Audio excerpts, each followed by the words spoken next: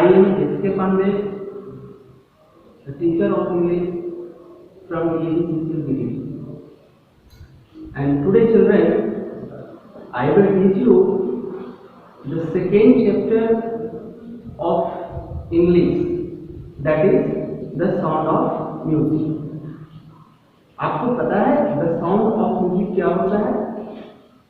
आप अपने टेक्स्ट में देखना, इंग्लिश में आपके पास दो बुक है।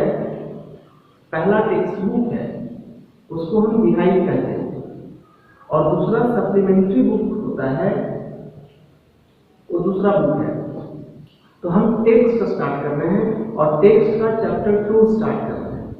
आप उसमें देखोगे जो चैप्टर का टाइटल बनाया है वो है द साउंड ऑफ म्यूजिक। इसको समझना ज्यादा जरूरी है कि आखिर राइटर ने इसको टाइटल क्यों बनाया।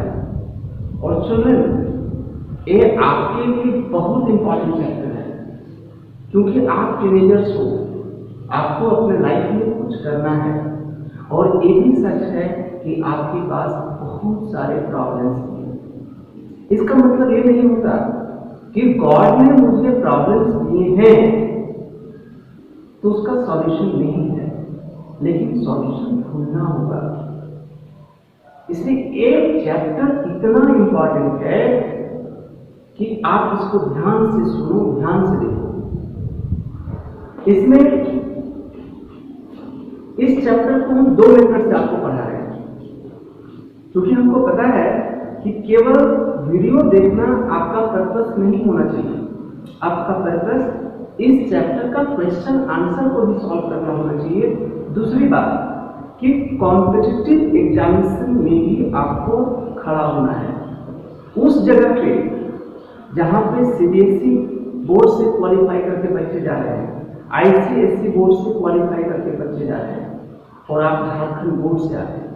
इतना टफ कंपटीशन होता है और उन सब के बीच आपको वहां खड़ा होना है। इसलिए children, this is very important for you. तो हमको करना क्या है?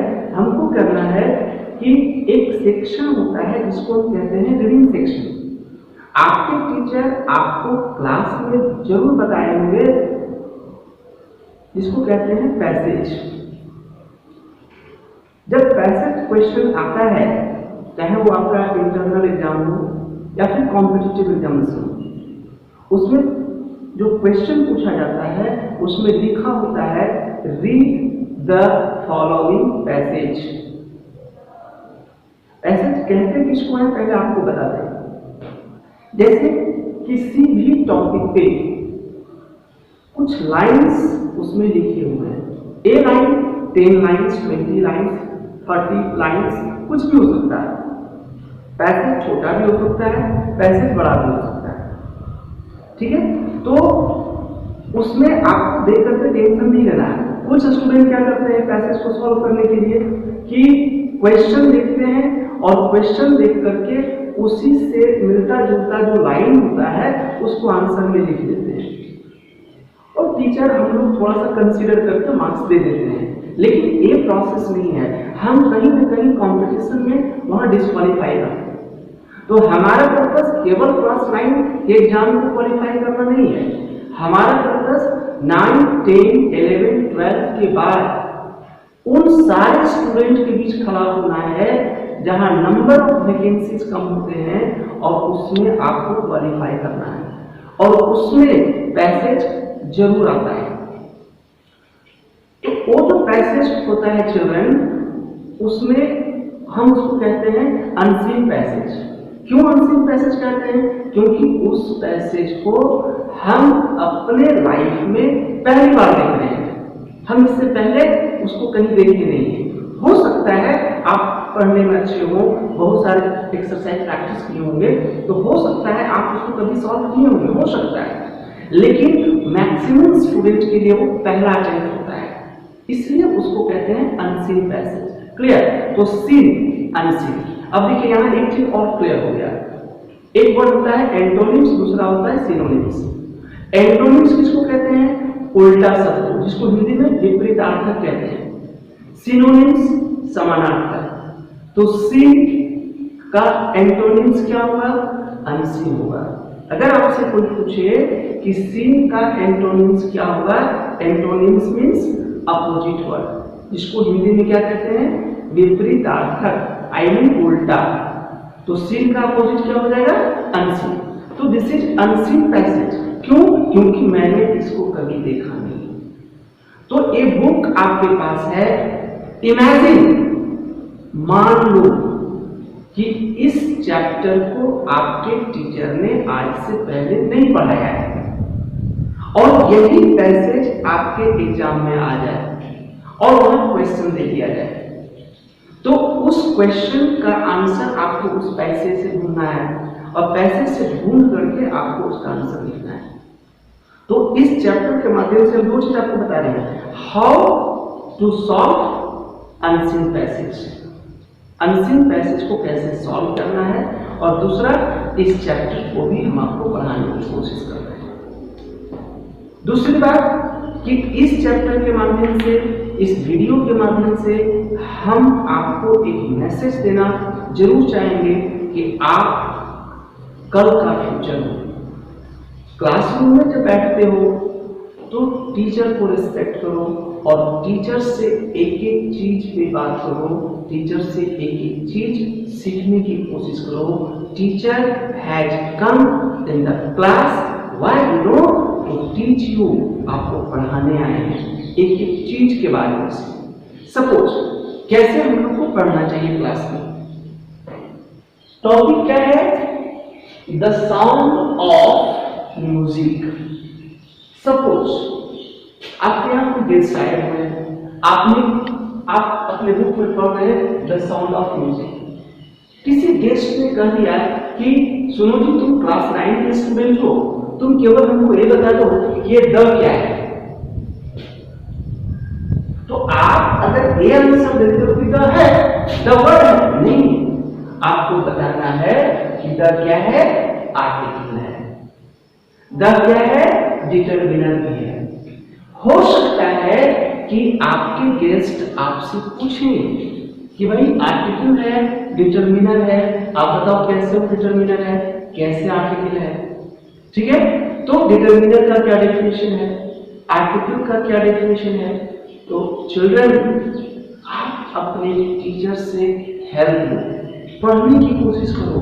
अगर इस प्रोसेस से पढ़ोगे तो आप चाहे जितने भी इंटीरियर प्लेस में हो, this is not a matter, कोई दिक्कत नहीं है, केवल पढ़ने का स्टाइल बदल दो और टीचर आपको काफी हेल्प करेंगे। तो आप देखो कि द क्या है, तो द आर्टिकल है। क्यों आर्टिकल है? टीचर से पूछिए, उसका डेफिनेशन रखने की कोशिश नहीं कर रहा है, डेफिनेशन, और डेफिनेशन के आधार पर उसको प्रूफ करो। तो द आर्टिकल है, साउंड क्या है? नाउन है, ऑफ क्या है? प्रीपोजिशन है, म्यूजिक क्या है? नाउन है। तो सब कुछ का एक्सप्लेनेशन आप अपने टीचर को रिक्वेस्ट कीजिए कि सर ये साउंड नाउन है तो कैसे है, म्यूजिक नाउन है तो कैसे है, ऑफ प्रीपोजिशन है तो कैसे है। ये सब कुछ आप अपने टीचर से रिक्वेस्ट कीजिए, टीचर विल हेल्प यू। आपकी टीचर बहुत अच्छे हैं। हमको इस तरीके से पढ़ना चाहिए, और इस तरीके से केवल इंग्लिश नहीं, आपको साइंस भी पढ़ना चाहिए, आपको मैथ्स भी पढ़ना चाहिए। और इस प्रोसेस से अगर आप पढ़ते हो तो दुनिया का कोई ऐसी ताकत नहीं जो आपको ऊपर जाने से रोकेगा। आपको किसी जगह पे दिल्ली, कोटा, मुंबई जाने की कहीं कोई जरूरत नहीं है। आप गिरिडीह से सिविल सर्विसेज का एग्जाम क्वालिफाई करोगे, नीट निकालोगे, सब कुछ यहाँ से होगा, केवल पढ़ाई का स्टाइल बदलोगे। आज हम आपको कोशिश करेंगे कुछ उसी तरीके से बताने का। तो हमारे पास जो चैप्टर है वो है इंग्लिश में द साउंड ऑफ म्यूजिक। इसमें 2 पार्ट है। चिल्ड्रन, आपके पास बुक है, आप देख सकते हैं। इस वीडियो में हम आपको पार्ट 1 बताएंगे, और फिर जो दूसरा एपिसोड हमारा, दूसरा जो वीडियो आएगा आपके पास, कभी भी मौका मिलेगा देखने का, तो उसमें आप देखेंगे द साउंड ऑफ म्यूजिक का पार्ट 2। ठीक है, तो ये जो पार्ट 1 है इस पार्ट 1 को देखने से पहले हम थोड़ा सा एक कॉन्सेप्ट देने की कोशिश आपको कर रहे हैं। आप कॉन्सेप्ट को समझने का कोशिश कीजिए। एक लड़की है जिसका नाम एवलिन है। क्या नाम है? एवलिन। स्पेलिंग आप देख सकते हैं, EVELYN, एवलिन। तो एवलिन एक लड़की का नाम है। हम इसको इंग्लिश में कहेंगे Evelyn is a character of this story. Evelyn इस स्टोरी का एक कैरेक्टर है, एक सेंट्रल कैरेक्टर है। सेंट्रल कैरेक्टर किसको कहते हैं? जब स्टोरी उस कैरेक्टर के आसपास ही घूमता रहता है। हम वीडियो के स्टार्ट में ही आपको बताएंगे कि इस दुनिया में गॉड ने हर किसी को सब कुछ नहीं दिया, कुछ न कुछ कमी रखा है, और उसकी कमी हर इंसान को महसूस होता है। अगर कोई अमीर है तो गॉड ने उसको कुछ ऐसा चीज दिया जिसकी कमी उसको खलता है। लेकिन क्वेश्चन है कि अगर आपके अंदर डिटर्मिनेशन है, आपके अंदर वो जुनून है कि नहीं हमको वो सब कुछ करना है, तो कर सकते हैं। नोबडी कैन स्टॉप इट, कोई नहीं रोक सकता है। एवलिन छोटी सी बच्ची, दुबली पतली बच्ची, कैसी है? बहरी है, मीन्स सुनाई नहीं पड़ता है। शी कैन नॉट लिसन, नहीं सुन सकती है।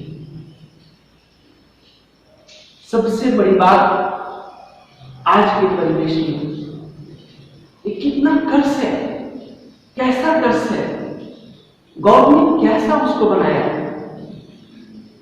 एक लड़की वह भी डीफ नहीं सुन सकती है आज की दुनिया में।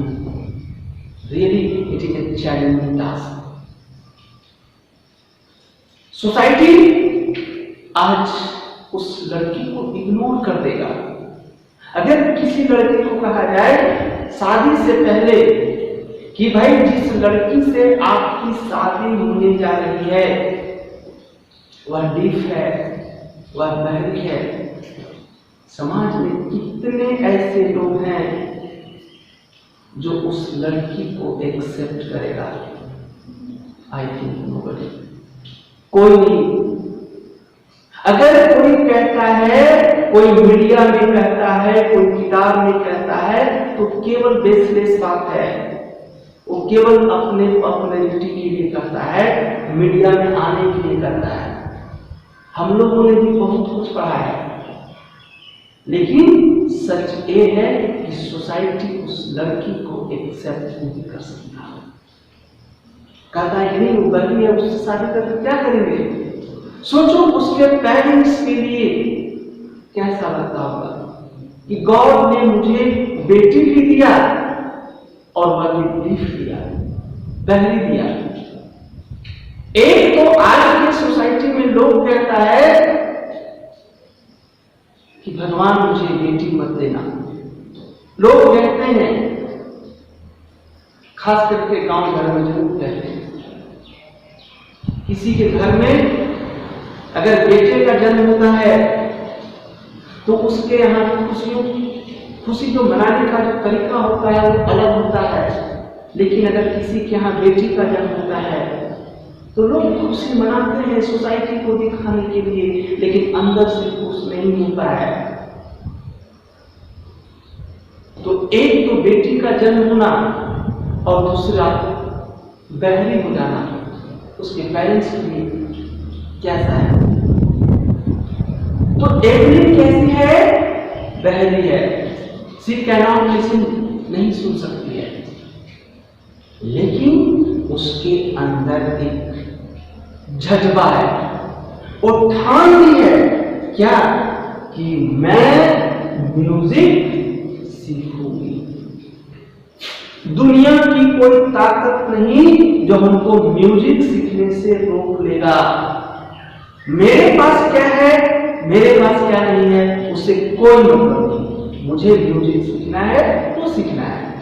एवलिन ने ठान लिया और गॉड ने उसका हियरिंग कैपेसिटी भी छीन लिया।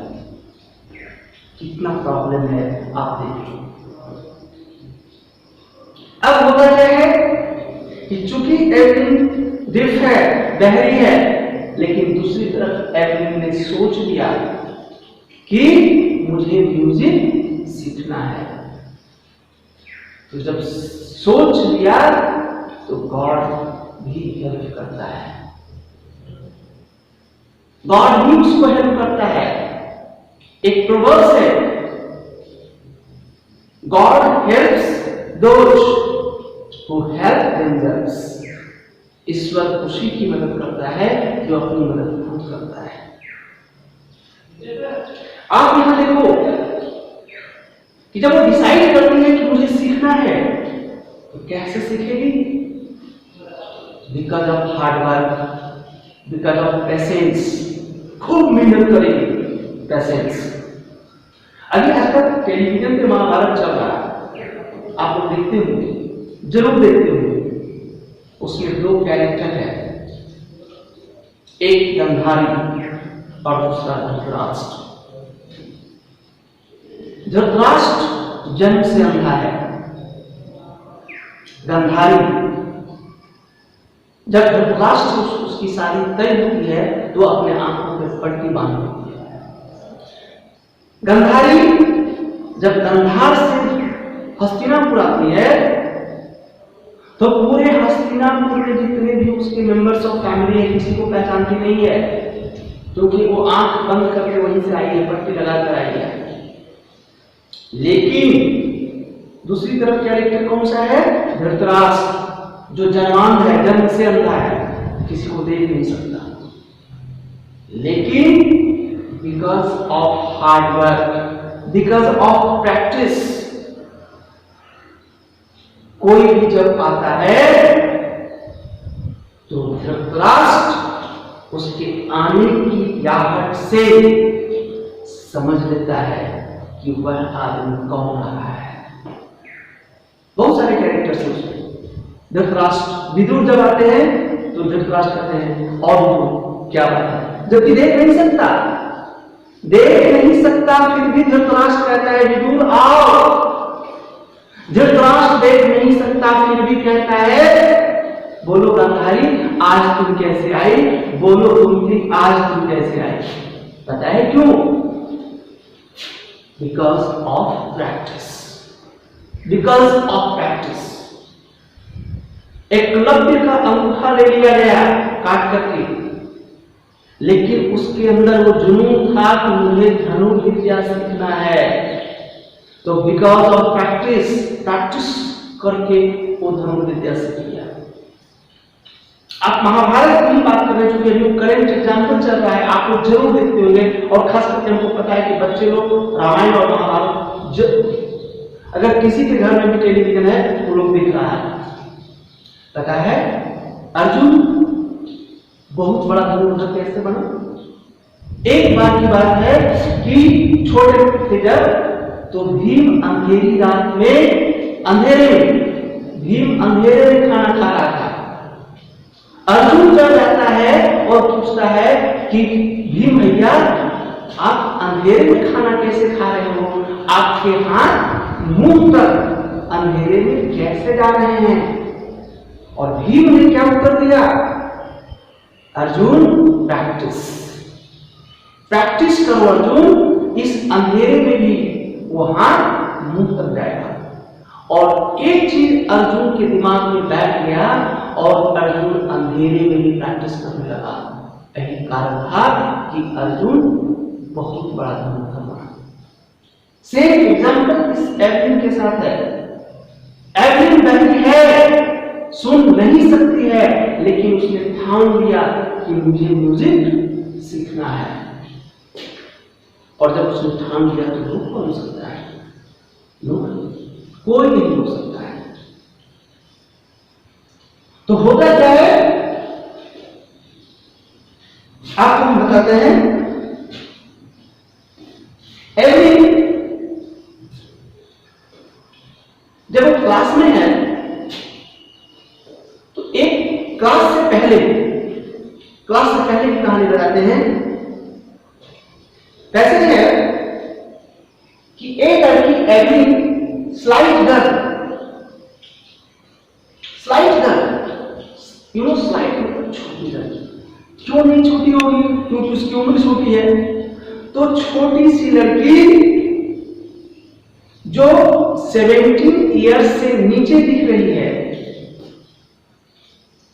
तो होता क्या है कि rush hour crowds just for position on the underground train platform. ये सिचुएशन हम लोगों के साथ होता है। कभी मौका मिला तो आप बस स्टैंड या रेलवे स्टेशन दो जगह खड़ा होकर के जरूर देखिएगा। ट्रेन के आने की जैसे ही सूचना होती है, सारे पैसेंजर्स उस प्लेटफॉर्म पे इस तरीके से खड़ा होते हैं और आपस में धक्का मुक्की करने लगते हैं, सिर्फ इसलिए कि पहले हम चढ़ेंगे और चढ़ करके सीट ले लेंगे। उसकी वजह से धक्का मुक्की लोग कर रहा है और उस जगह पे बेचारी वो एवलिन खड़ी है। क्यों नहीं खड़ी होगी? क्योंकि उसको तो पता नहीं है कि ट्रेन आ रही है, अनाउंसिंग हो रहा है, उसको तो पता नहीं, क्योंकि वो सुन नहीं सकती है। उस समय वो लड़की बिल्कुल नर्वस हो गई। अब क्या करे? What to do, not to do. And she felt the vibration of the approaching train. Vibration, this is important. बहरी है, सुन नहीं सकती है, लेकिन ये जो सेंस है, गॉड ने उसको बहुत एक्स्ट्रा बनाया। तो प्लेटफॉर्म पे जब आप खड़े हैं तो ट्रेन जो आ रही है वो प्लेटफॉर्म वुडन प्लेटफॉर्म है, वुडन प्लेटफॉर्म। तो जब ट्रेन आ रही है तो उसका जो वाइब्रेशन है, वो वाइब्रेशन की वजह से उसको पता चलता है कि ट्रेन आ रही है। एंड शी इज बेयरफुटेड, खाली पैर है, शूज नहीं पहनी है, स्लीपर नहीं पहनी है, खाली पैर है, ताकि वाइब्रेशन जो उसको पता चले, महसूस हो, वो यहाँ रिपोर्ट करे। और उस वाइब्रेशन की वजह से वो सब कुछ पता करने की कोशिश करती है कि what is going to be happen, what is going to happen. आप बिल्कुल समझिए कि क्या इंपॉर्टेंट है उस वाइब्रेशन का। वाइब्रेशन समझ रहे हैं? वाइब्रेशन, कंपन कहते हैं। हाँ, हम नहीं सुन सकते, ठीक है, लेकिन कंपन तो कर सकते हैं, वो महसूस करते हैं। गॉड ने मेरा हियरिंग कैपेसिटी लिया, सेंस को तो ठीक रखा है। और आपको हम बताएं कि इस दुनिया में ऐसा कोई इंसान नहीं जिसको गॉड ने सब कुछ दिया। दुनिया में ऐसा कोई इंसान नहीं है, तो कुछ ना कुछ तो कमी होता है। हमने देखा है कि एक अंधा, ब्लाइंड मीन्स अंधा, एक ब्लाइंड आदमी भी पैसा को छू करके बता सकता है कि ये कितने का नोट है। मैंने देखा है, सरप्राइज है। जब पहली बार मैंने देखा कि भाई एक ब्लाइंड, एक अंधा आदमी 50 रुपए का नोट, 10 रुपए का नोट, 20 रुपए का नोट छू करके कैसे बता देता है कि ये 20 का है, ये 10 का है, ये 50 का है, ये 100 का है। Because of practice, because of practice. हम उसी प्रैक्टिस की बात कर रहे हैं, क्योंकि उसका सेंस बहुत स्ट्रॉन्ग है। गॉड ने उसका देखने का कैपेसिटी छीन लिया, लेकिन सेंस को स्ट्रॉन्ग रखा। तो अंधा होने के बाद भी वो देख पा रहा है, अंधा होने के बाद भी वो देख पा रहा है कि वो कैसा है। तो यहां हियरिंग कैपेसिटी नहीं होने के बाद भी वाइब्रेशन की वजह से, इस सेंस की वजह से उसको पता चल जाता है कि हाँ कुछ आने वाला है। ये उसका पहला दिन है, ये उसका पहला दिन है जब वो royal Academy of music, royal Academy of music, आप इसको देख सकते हैं। This is important, royal Academy of music एक कोचिंग सेंटर है जहां लोगों को ट्रेनिंग दी जाती है हाउ टू लर्न म्यूजिक। तो रॉयल एकेडमी ऑफ म्यूजिक में ये उसका पहला दिन है। तो हमने क्या बताया कि C is below 70, C is below 70। तो चिल्ड्रेन आपको एक बता दूं, टीनेजर्स एक ग्रुप होता है, टीन एजर्स, यहां दो चीजें, टीन प्लस एजर्स, टीन अलग कर दो, एज को भी। तो टीनेजर्स किसको कहते हैं आपको पता होगा, नहीं पता होगा तो हम आपको बता देते हैं। आप पढ़ते हो 1 2 3 4 5 6 7 8 9 10 11 12 तक कहीं टीन वर्ड आया है क्या? नहीं आया है। लेकिन 12 के ठीक बाद हम चलते हैं 13, THIRTEEN, तो TEEN टीन लग गया। तो 13 से हमारा टीन शुरू हो रहा है और ये कहां तक जा रहा है? 13 14 15 16 17 18 19 तक जा रहा है, क्योंकि 19 के बाद आता है 20। तो 20 में टीन तो है नहीं। इसका मतलब हुआ कि अगर आपसे कोई पूछे कि टीनेजर्स क्या होता है या किस ग्रुप के बच्चों को टीनेजर्स कहते हैं, तो सिंपल सा कॉन्सेप्ट है जिसमें टीन लगा हुआ है। आई मीन 13 से लेकर 19, 13 से 13 साल, 13 मतलब 13, तो 13 से 19 का जो समय होता है जिसमें टीन लगा हुआ है, हम उसको टीनेजर्स कहते हैं। ठीक है, तो वो टीनेजर्स हो गया। तो यहां जब रॉयल एकेडमी ऑफ म्यूजिक में जब वो गई है तो वो टीनेजर्स है। क्योंकि टीनेजर्स क्यों है? क्योंकि वो 13 इयर्स से लेकर के 19 इयर्स के बीच में है।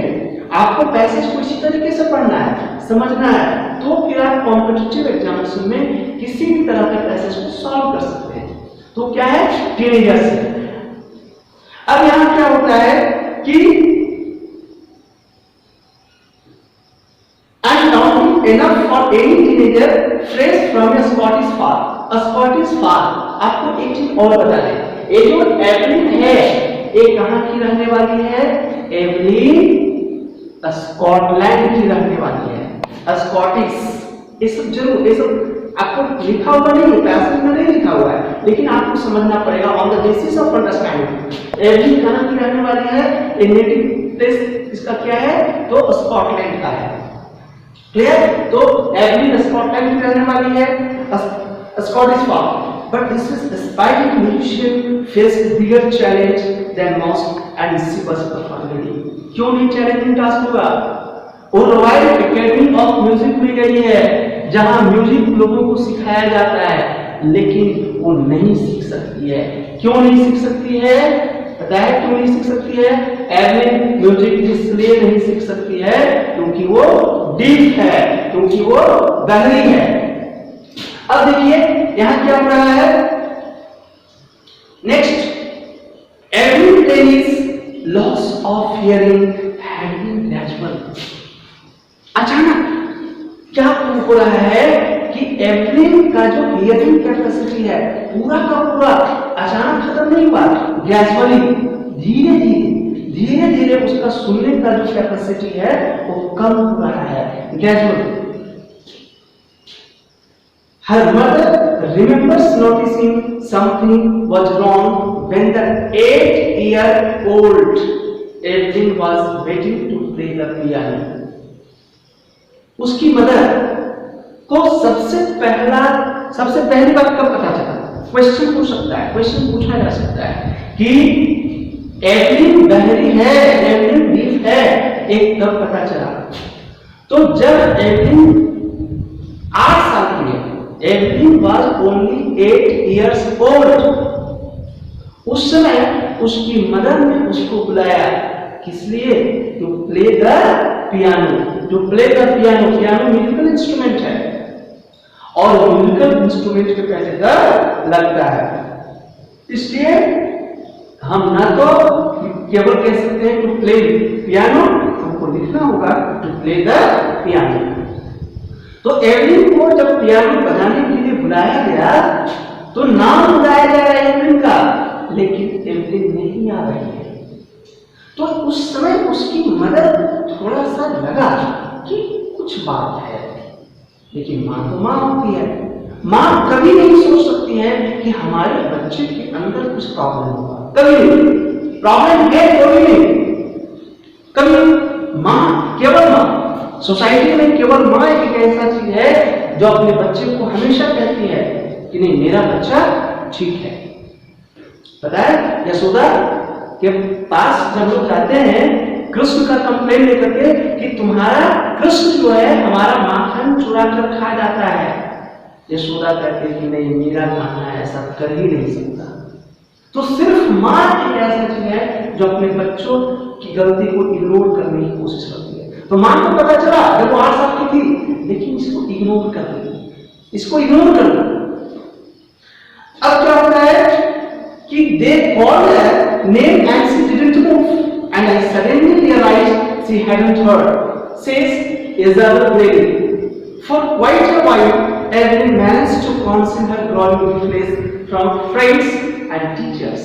But by the time she was 11 and her marks had deteriorated and her headmistress urged her parents to take her to a specialist, and it was then discovered that her hearing was severely impaired as a result of gradual nerve damage, and they were advised that she should be fitted with hearing aids and sent to a school for the deaf.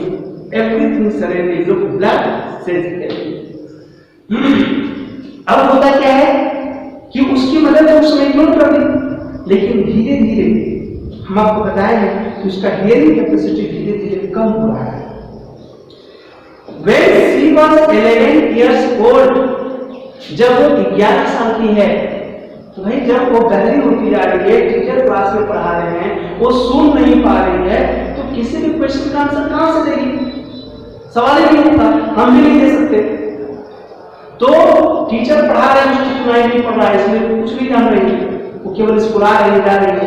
और जब वो exam दी है तो exam में उसका marks घट गया, वो फेल कर गई, और तब उसके फ्रेंड्स और उसके टीचर्स को लगा कि नहीं इसके साथ कुछ प्रॉब्लम है, और तब उसके पेरेंट्स को बुलाया गया और वहां उस स्कूल की हेडमिस्ट्रेस ने कहा मैडम, एवलिन की मदर को कहा मैडम आपके बच्चे को कुछ प्रॉब्लम है, that is related to hearing, आपके बच्चे को सुनने में थोड़ी दिक्कत हो रही है, आपके लिए बेटर होगा कि आप इसको एयर स्पेशलिस्ट से दिखाएं, स्पेशलिस्ट डॉक्टर से दिखाएं, और हम आपको सजेस्ट करते हैं कि एक स्पेशल स्कूल चलता है, वो है only for diff children,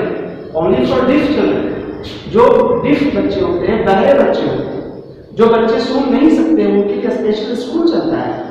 better होगा कि आप अपनी बेटी को उसी स्कूल में एडमिशन करवा दें ताकि वहां उसको पढ़ने में दिक्कत नहीं। ये जो सेंटेंस उसकी मदर ने जब सुना तो ऐसा लगता है कि उसके आंखों के सामने अंधेरा छा गया। लाजमी है किसी के साथ भी होगा, आपके पेरेंट्स को भी अगर पता चलता है, अगर आपने किसी को केवल मार दिया और आपका कंप्लेंट अगर आपके पेरेंट्स के पास चला गया कि देखिए आपका बेटा ये गलती किया है, उसकी मां को क्या मेरा बेटा गलती किया, मेरा बच्चा ऐसा किया, हो नहीं सकता, ऐसा क्यों किया? तो ये तो उस चीज की बात है, लेकिन जब उसके पेरेंट्स को लगता है, उसकी मदर को लगता है कि अब एवलिन सुन नहीं सकती है, और उस टीचर सजेस्ट कर रहे हैं, हेडमिस्ट्रेस सजेस्ट कर रही हैं कि बेटर है कि आप इसको डिफ चिल्ड्रन का जो स्कूल है उसमें इसका एडमिशन करवाइए, तो एक उसको काफी सरप्राइज होता है, मुश्किल होता है बियर करना, टॉलरेट करना। एनीवे, लेकिन एवलिन के साथ क्या है कि Evelyn was not going to give up. इसको सुनने के बाद भी एवलिन के ऊपर कोई रिएक्शन नहीं। क्यों पता है? क्योंकि एवलिन ने डिसाइड कर लिया है कि दुनिया की कोई ताकत ऐसी नहीं है जो म्यूजिक सीखने से मुझे रोक सकता है, चाहे मेरे साथ जितना भी प्रॉब्लम हो। यही प्रॉब्लम सॉल्व हो गया। अगर कोई क्लास में स्टूडेंट है और सबसे कमजोर पढ़ने वाला स्टूडेंट है, तो कमजोर इसलिए है क्योंकि वो तब तक वो अपने बारे में नहीं सोचा है। जिस दिन वो अपने बारे में सोचना शुरू कर देगा, वो क्लास का टॉपर स्टूडेंट बनेगा। हम लोगों के पास एग्जाम्पल है, बहुत सारे एग्जाम्पल्स हैं। तो क्या होता है कि she was determined to lead a normal life and pursue her interest in music. One day she noticed a girl playing a xylophone and decided that she wanted to play it too. And most of the teachers discouraged her, but were dismissed. अब यहाँ बात क्या होती है कि एक दिन की बात है कि जब उसको पता चला कि वो बहरी है, लेकिन फिर भी वो डिसाइड किया कि नहीं, मुझे आम स्टूडेंट की तरह जीवन जीना है। तो एक लड़की जो है वो जाइलोफोन बजा रही है। जाइलोफोन क्या होता है? जाइलोफोन एक म्यूजिकल इंस्ट्रूमेंट होता है, तो वो बजा रही है। इसकी भी इच्छा होती है कि उस जाइलोफोन को हम भी बजा दें, लेकिन अफसोस क्या है कि वो नहीं बजा सकती है क्योंकि सुन नहीं सकती। उस स्कूल में और जो टीचर्स हैं, वहां और भी जो टीचर्स हैं, उन वे सारे लोग एवलिन को डिस्करेज करते हैं। डिस्करेज मतलब उत्साह के अपोजिट, हतोत्साहित करना। अरे भाई, तुमसे काम नहीं होगा, तुम बहरी हो, तुमसे काम नहीं हो सकता, छोड़ो इसको, ये सब चीज आपके लिए नहीं है। लेकिन वहां एक आदमी था, एक परक्यूशनिस्ट था, वो क्या था? परक्यूशनिस्ट था, जिसका नाम था रॉन फॉक्स। रॉन फॉक्स, आज देखिएगा, ये जो नाम है वो है RONFORBES।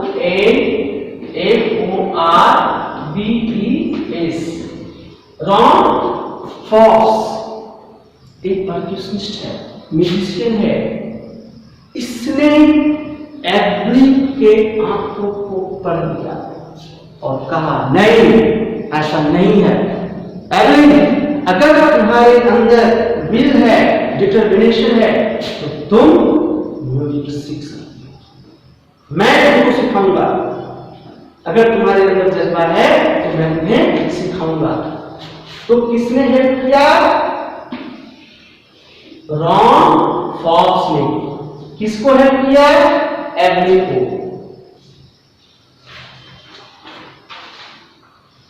अब देखिए, यहां ये जो रॉन फॉक्स है, ना आपका क्वेश्चन नंबर 3 सॉल्व हो गया। तब हुआ who help her to continue with music. Evelyn को म्यूजिक के साथ कंटिन्यू रखने के लिए कौन हेल्प करता है? तो रॉन फॉक्स हेल्प करता है। हम आपको जो बताते चल रहे हैं, क्वेश्चन भी सॉल्व हो रहा है, आपको अलग से पढ़ने का जरूरत नहीं है, इसको घर में बैठ करके पढ़ने का जरूरत नहीं है। इंग्लिश में पढ़ा रहा हूं, मेरे सारा क्वेश्चन आंसर अभी सॉल्व हो जाना चाहिए। तो who help her to continue with music, music जो है वो एवलिन म्यूजिक को कंटिन्यू कर सके, उसको किसने हेल्प किया? तो रॉन फॉक्स। हम कैसे लिखेंगे? हु की जगह पर क्या लिखेंगे? Ron fox. कोई राइट का जरूरत नहीं है। Ron Fox helped her to continue with music. What did he do and say? Ron Fox ने उसको क्या कहा? व्हाट डिड ही डू, उसने क्या किया और क्या कहा? तो क्या कहा बताया है कि अगर आपके अंदर विल और डिटर्मिनेशन है तो यू कैन लर्न म्यूजिक। लेकिन रॉन्ग फॉक्स ने क्या किया वो बताया। He began by tuning to large drums to different notes. Tuning to large, यहां है word tuning to different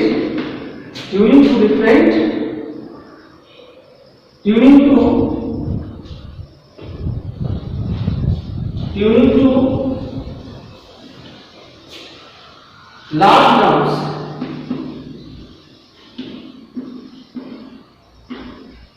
drums to different notes। इसलिए इसको लिख रहे हैं कि आपको समझ में आ जाए कि what did he do। Ron Fox ने क्या किया, तो रॉन फॉक्स ने क्या किया कि दो बड़ा ड्रम लिया और उसको पीटना शुरू किया, बजाना शुरू किया। डिफरेंट नोट्स, वो जो डंडा होता है वो डिफरेंट नोट्स में बजाना शुरू किया। और क्या कहा, don't listen through your ears. This is important, इसको आप अंडरलाइन कर लेना। Don't listen through your ears, इसको अपने कानों से मत सुनो। Try to sense it some other way, कान से मत सुनो क्योंकि कान से तुम सुन नहीं सकती है। लेकिन हम जो डिफरेंट नोट से इस लार्ज ड्रम को बजा रहे हैं, इसके सेंस को समझने की कोशिश करो। Suddenly I realized I could feel the higher drum from the west up and the lower one from the west down। तो वो जो बजा रहा था रॉन फॉक्स, तो वो जो बजा रहा था, तो जब डिफरेंट नोट्स अलग अलग समय, तो वो जब बजा रहा है तो जब वेस्ट कमर के ऊपर से जब वो आप जा रहा है तो उसको समझने की कोशिश करती है कि यहाँ पे हायर टोन है, जब नीचे जा रहा है तो वो लोअर टोन है। इस तरीके से वो अपने सेंस को समझने की कोशिश करती है। I will feel the higher, yes। Fox repeated the exercise and soon Evelyn discovered that she could sense certain notes in different parts of the body। I had learned to open my mind and body to sounds and vibration, and the rest was sheer determination and hard work। तो वो अब समझने की कोशिश कर रही, अब उसको समझ में आ गया कि अब जो है हमको सेंस से समझना है, ईयर से नहीं।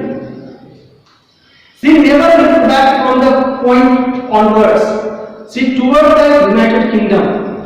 यूनाइटेड किंगडम, आज उसको हम लंदन कहते हैं। जो यूनाइटेड किंगडम है उसको हम क्या कहते हैं, लंदन कहते हैं। ठीक है, तो वो कहाँ गई है, यूनाइटेड किंगडम गई है with A youth orchestra group में। लंदन गई है ऑर्केस्ट्रा ग्रुप में। आपको पता है ऑर्केस्ट्रा, जरूर आप जानते होंगे ऑर्केस्ट्रा क्या होता है। और जैसे ही आपको पता चलता है कि आज दुर्गा पूजा के मौके पे फलाने दिन फलाने जगह पे ऑर्केस्ट्रा है, एटलीस्ट टीनेजर्स जरूर जाता है देखने के लिए, क्योंकि म्यूजिक उसको सुनने का शौक होता है, सीखने का शौक होता है, एनीथिंग एंटरटेन करने का शौक होता है। तो ऑर्केस्ट्रा मीन्स वहां बहुत सारे लोग गाने वाले होते हैं, बहुत सारे बजाने वाले लोग होते हैं और बहुत सारे लोग डांस भी करते हैं। हम लोग उसको देखते हैं, एंजॉय करते हैं। तो एवलिन कहाँ जाती है, लंदन जाती है, यूनाइटेड किंगडम जाती है एक ऑर्केस्ट्रा ग्रुप के साथ। और उस समय उसका जो उम्र है वो कितना है, 16 इयर्स है। आज देखिएगा बिलो 17 शुरू में ही बोले हैं, तो बिलो 17 16, इसका मतलब हुआ कि रॉयल एकेडमी, जब हम यहाँ क्वेश्चन आ रहा है कि एवलिन जब यूनाइटेड किंगडम जाती है किस लिए, ऑर्केस्ट्रा ग्रुप के साथ, तो उस समय एवलिन का उम्र कितना हो रहा है, 16। लेकिन when was the difference first noticed, लेकिन वो बहरी है, सुन नहीं सकती है, उसके साथ प्रॉब्लम है। एक पहली बात का पता चला 11 इयर्स, 8 इयर्स नहीं, क्योंकि 8 इयर्स में जब उसकी मां ने आवाज किया था तो वो हिली नहीं पाती, ठीक है, लेकिन वो फिर वहां लेकिन पहली बार कंफर्म कब हुआ? तो when she was 11 years old, जब वो 11 साल की थी, उसका परीक्षा में मार्क्स कम आया और तब मार्क्स लेने के लिए जब उसकी मदद आती है तो हेडमिस्ट्रेस ने बताया कि इसको आप किसी स्पेशलिस्ट से दिखाइए। तो when was the witness first noticed? तो when Evelyn was 11 years old, when was it? confirm कब हुआ? तो एक मिनट, हाँ, when was it confirmed? ये confirm कब हुआ? तो जब उसका मार्क्स एग्जाम में कम हुआ। तो it was confirmed, you will write the answer, it was confirmed when her marks were deteriorated, when she got less marks। आप लिख सकते हो? तो her weakness was first noticed when she was 11 years old और ये confirm कब हुआ? when she got less marks in the examination। तो हम आपको क्वेश्चन नंबर 2 बता रहे हैं, क्वेश्चन नंबर 3 बता रहे हैं। अब देखिए, how old was Evelyn? How old was Evelyn when she went to the Royal Academy of Music? तो ये जो यहाँ बात हो रही है यूनाइटेड किंगडम की, तो ये जो रॉयल एकेडमी ऑफ म्यूजिक है वो कहाँ है? यूनाइटेड किंगडम में ही है। तो वो कितने वर्ष की थी जब वो वहाँ रॉयल एकेडमी ऑफ म्यूजिक गई है? तो कितने वर्ष की थी? 16 इयर्स की थी। कितनी? 16 इयर्स। तो ये भी क्वेश्चन सॉल्व हो गया। How old was Evelyn when she went to the Royal Academy of Music?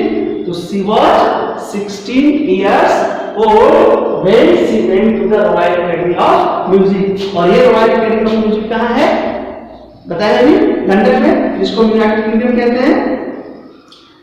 तो she had decided to make music her life and she auditioned for the Royal Academy of Music and scored one of the highest marks in the history of the academy, and she gradually moved from orchestra work to solo performance, and at the end of her 3-year course she had captured most of the top awards। Royal Academy of Music में जब गई है तो 3 साल का उसका training है। उस ट्रेनिंग के दरमियान उसने जो वहां मार्क्स लाया, इसके हिस्ट्री में इस तरह का मार्क्स इससे पहले कोई भी स्टूडेंट नहीं लाया था और बहुत सारे अवार्ड्स भी इसको मिले। किसको मिले? एवलिन को। कहां से मिला? रॉयल एकेडमी ऑफ म्यूजिक से मिला। अब देखिए, after all this Evelyn won't accept any hint of heroic achievement and if you work hard and know where you are going you will get there and she got right to the top. The world most sought after multi-purpose mastery of some 1000 instruments and hectic international schedule। I want to say, जब उसको यहाँ बहुत सारा prize मिला, इसके बाद भी ऐसा नहीं उसके अंदर वो कॉन्फिडेंस आ गया, सेटिस्फैक्शन आ गया, नहीं, वो वहां नहीं रुकी, उसको और आगे जाना था। तो वो अपने काम में लगी रही। Mids must continue their practice। It is intuitive to watch every function so effortlessly without hearing, and in our 2-hour discussions we never missed a word. Maybe with these ears give each other and she laughed. It is not just watching the lips, it is the whole face, especially the eyes. She speaks flawlessly, with the Scottish lilt. My speech is clear because I could hear till I was 11. And she says, but that does not explain how she managed to learn French and master basic Japanese। यहाँ अपनी problem को save कर रही है Evelyn कह रही है कि जिस आदमी के पास दाढ़ी होता है उसकी बात को समझने में इसको थोड़ा दिक्कत होता है, क्योंकि gesture, on the basis of gesture she understands what she speaks, what he speaks. लेकिन जिसका दाढ़ी होता है तो दाढ़ी से उसका ओठ भी थोड़ा ढका होता है, तो ओठ वाइब्रेट जो करता है, उसका जो फेस वाइब्रेट करता है, उसका जो गेस्चर है वो जो नहीं देख बहुत अच्छे ढंग से दिखाई नहीं पड़ता है, जिसकी वजह से सिफिलिस प्रॉब्लम टू अंडरस्टैंड।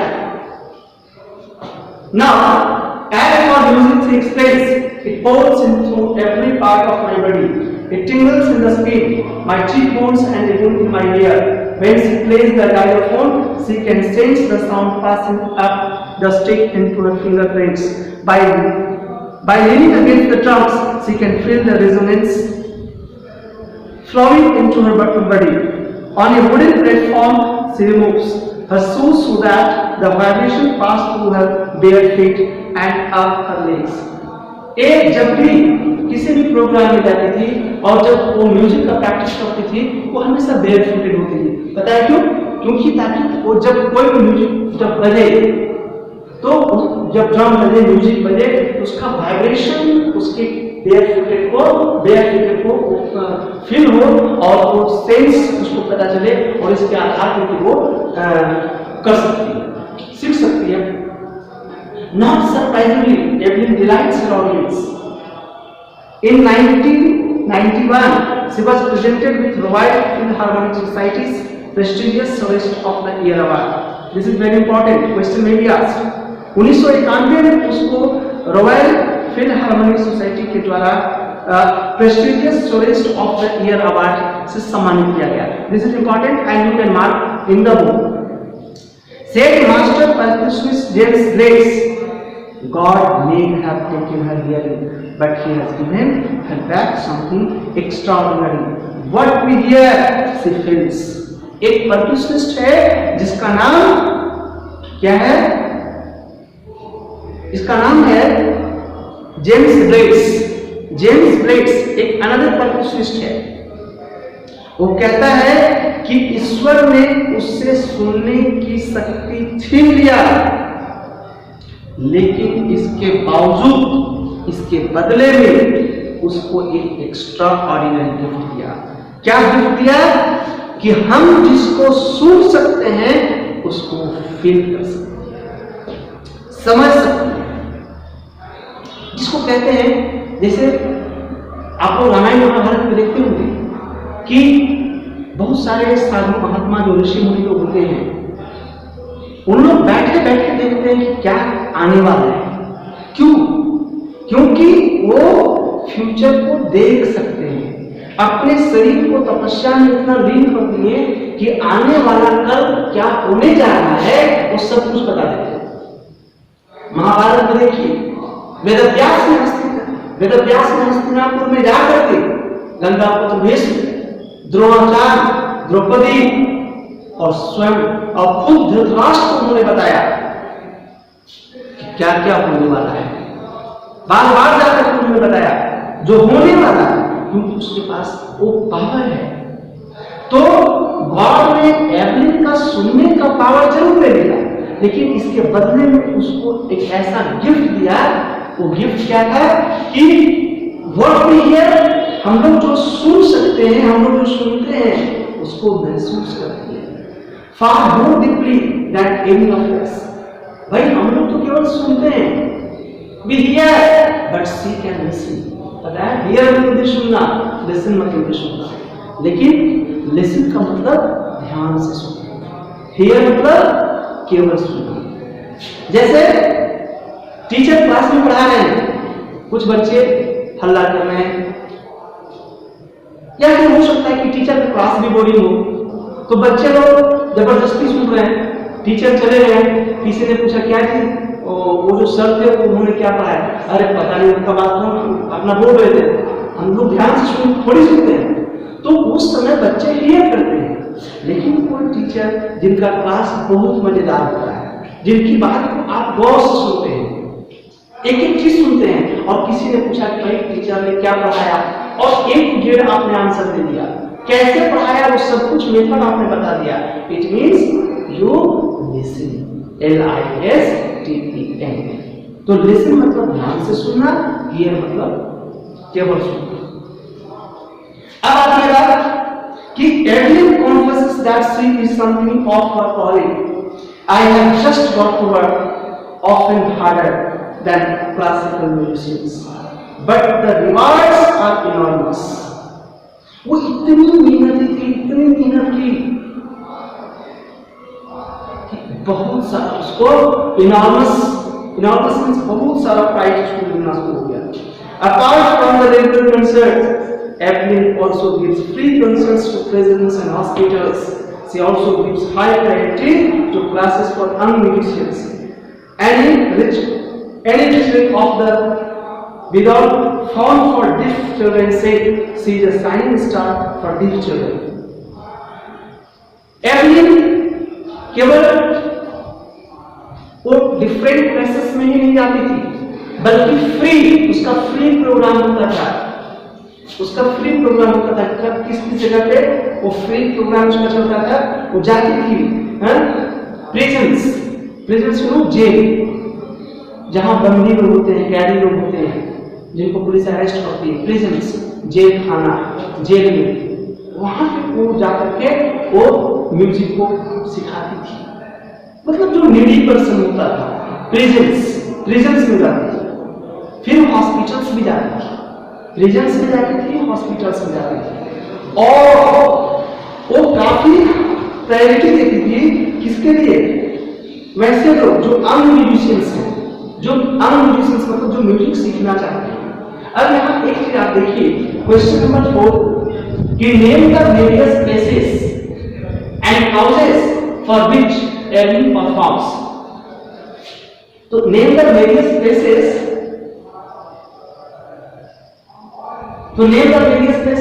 वो वेरियस प्लेसेस कौन है जहां वो एवलिन जाती थी?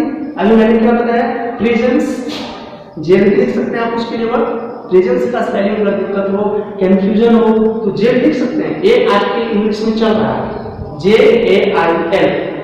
तो वेरियस प्लेसेस में कौन कौन सा है? जेल है, JAIL। दूसरा जगह क्या बताया मैंने? हॉस्पिटल्स। तो हॉस्पिटल्स में जाती थी, और उसके लिए जाती थी वो जो यंग चिल्ड्रन जो सीखना चाहता था, हाँ, वैसे जगह जाती थी। College for which Evelyn performs, तो वहां वो जो जाती थी, उसका एवलिन परफॉर्म करने का उसका काम क्या था? तो वो वहां फ्री में जाती थी। ऐसा नहीं उसके बदले वो फी लेती थी, वो वहां फ्री में जाती थी और उन लोगों को सिखाने की कोशिश करती थी, बताती थी, क्योंकि उसको चैलेंजिंग टास्क को ज्यादा पसंद करती है। हॉस्पिटल में कौन होता है? पेशेंट निश्चित रूप से हेल्दी नहीं होता है, तो आप पेशेंट हो, उसके बाद भी आप सीख सकते हो। अगर हम बहरी हैं, इसके बाद भी म्यूजिक सीख सकते हैं, तो आप हेल्दी नहीं हो फिर भी म्यूजिक सीख सकते हो। दूसरी बात, जेल, ठीक है, जेल में है, अंदर में रहना है, कोई मतलब काफी लोग बैठ के लोग, तो आप म्यूजिक को सीखो, आप सीख सकते हो। You can do anything. ऐसा नहीं कि आप जेल के अंदर तो नहीं सीख सकते हो। तो कॉजेस एक्चुअली उसका कारण क्या था? She wants to help, everyone wants to help for those persons who are needy, right? So I have solved the first question. How old was Evelyn when she went to the Royal Academy of Music? It was 16 years. Clear? It was 16 years. It was 16 years. Clear? Second question, when was the difference first noticed? 11 years. At the age of 11 years, it was first noticed. And when was it confirmed? When she got less marks in the examination. Third question, who helped her to continue with music? Ron Cox. We have discussed. आप सुने होंगे, ध्यान से सुने होंगे, तो निश्चित रूप से यही वो आदमी है, रॉन कॉक्स, जिसकी वजह से एवलिन इस मुकाम तक पहुंची है। और उसने उसने क्या किया कि 2 बड़ा सा ड्रम लिया था और उसको पीटना शुरू किया, और उसके डिफरेंट नोट्स से जो आवाज आया, उसने क्या कहा एवलिन को कि सुनने की कोशिश कान से नहीं करो, किसी से करो, सेंस से। Next question, various places. वो वेरियस प्लेसेस क्या है? जेल है, हॉस्पिटल्स है, और उसका कॉज क्या है? उन लोगों को हेल्प करना। और नेक्स्ट क्वेश्चन क्या है? How does Evelyn here music? Evelyn music को कैसे हियर किया है? तो कैसे हियर किया है? वो कान से नहीं किया है, बल्कि वो सेंस से की है। और this is the last time. Evelyn Glennie has already accomplished more than most people twice a race, and she has brought percussion to the front of the orchestra and demonstrated that it can be very moving, and she has given inspiration to those who are handicapped people will look to her and say, if she can do it, I can, and not the less, and she has given the enormous pleasure to millions. I will say, वो हर कोई Evelyn के लिए Evelyn एक example होती थी, क्योंकि अगर Evelyn handicap होने के बाद भी ये काम सीख सकती थी, तो हम लोग क्यों नहीं सकते थे? So thank you children. तो ये 5 क्वेश्चन आपके बुक में है, आपके चैप्टर में है, और एक एक क्वेश्चन भी मैंने सॉल्व किया, आपको आंसर बताया है, आप लिख सकते हो, इसको फिर एक्स्ट्रा पढ़ने की जरूरत नहीं है। और एक फर्स्ट पार्ट मैंने बताया है, सेकेंड पार्ट को फिर हम नेक्स्ट वीडियो में बात करते हैं। Thank you.